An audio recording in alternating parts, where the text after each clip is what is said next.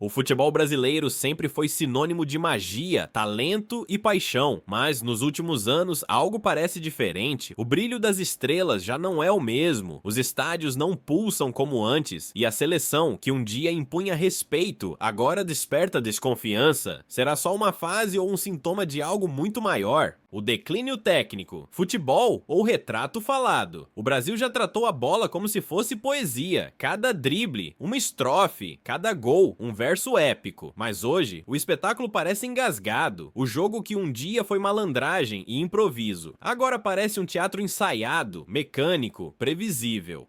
Os gramados já não revelam encantadores de bola como antes. O camisa 10, que um dia ditava sinfonias, hoje parece uma figura em extinção. As jogadas geniais deram lugar a estatísticas frias, a posse de bola sem veneno. Mas será que os jogadores realmente perderam o talento? Ou há algo na base desse iceberg que ninguém quer enxergar? O que dizer dos meninos que surgem cheios de brilho nos olhos, mas desaparecem antes mesmo de virarem ídolos? De repente, antes que a torcida possa decorar seus nomes, eles já estão vestindo outra camisa a milhares de quilômetros daqui. O fator exportação. Ouro de troca ou maldição? Mal dá tempo do torcedor se apegar. O menino que estreia com um drible desconcertante já está de malas prontas antes mesmo de assinar sua primeira camisa para a torcida.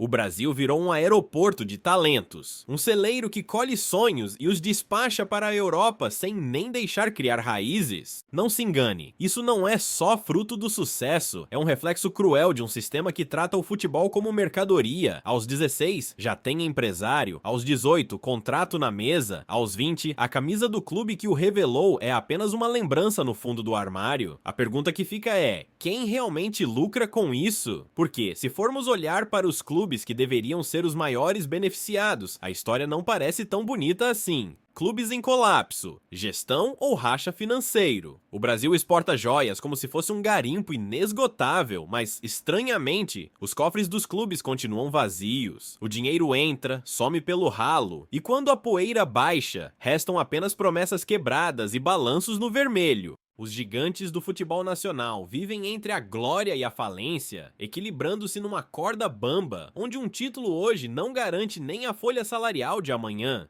Dívidas bilionárias, contratações sem sentido, gestões que parecem um jogo de aposta. E na maioria das vezes, a roleta para no número errado. Aí entra a nova moda, as SAFs vendidas como a solução mágica, um passe de mágica que transformaria caos em organização. Mas será que é isso mesmo? Ou estamos apenas pintando uma parede rachada com tinta nova? Porque, no meio desse turbilhão, tem um grupo que continua intocável, tomando decisões que afetam tudo, mas sem sofrer as consequências.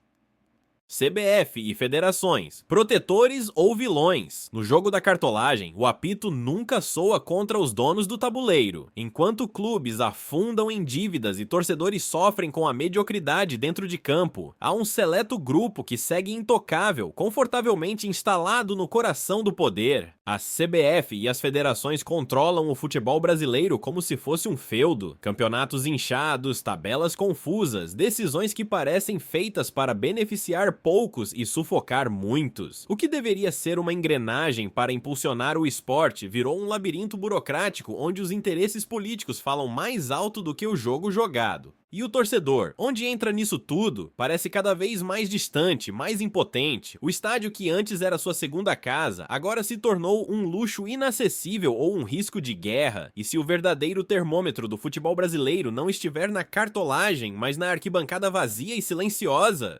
Torcida e identidade. Quem ainda se importa? O futebol sempre foi um espelho da arquibancada. Quando ela pulsava, o time vibrava. Quando ela rugia, o jogo pegava fogo. Mas agora há um silêncio estranho no ar. Os estádios não tremem mais como antes. Os cânticos já não ecoam com a mesma força. E aquele amor incondicional parece estar sendo testado a cada rodada. Os motivos são muitos. Ingressos caros afastam quem realmente vive o futebol. Horários absurdos transformam o torcedor em refém da televisão. A violência transforma o espetáculo em um risco. A conexão entre clube e povo vai se desfazendo pouco a pouco, como um fio que se rompe a cada nova decepção. E se isso não fosse apenas uma consequência, mas um sintoma de algo ainda maior? Porque se até a seleção brasileira, que um dia era unanimidade, agora desperta mais dúvidas do que paixões, talvez o problema esteja muito além das arquibancadas. Seleção brasileira, espelho quebrado. Já houve um tempo em que vestir a amarelinha era o auge, um sonho, um destino, uma coroação. Hoje parece um fardo. O time que um dia foi sinônimo de respeito e medo nos adversários, agora luta para se impor até contra seleções que no passado mal ousariam sonhar com uma vitória. O brilho sumiu, os craques parecem desconectados da torcida, jogando por compromissos e contratos, não mais por amor ou orgulho. O torcedor, que antes parava tudo para ver o Brasil em campo, agora assiste sem muita emoção, isso quando assiste. Mas será que o problema está na geração de jogadores? Na falta de um treinador que resgate o espírito vencedor? Ou será que estamos colhendo o resultado de tudo o que vem acontecendo no futebol brasileiro há anos? Porque, no fundo, a pergunta que ninguém quer fazer é: e se esse cenário for apenas o começo de algo ainda pior?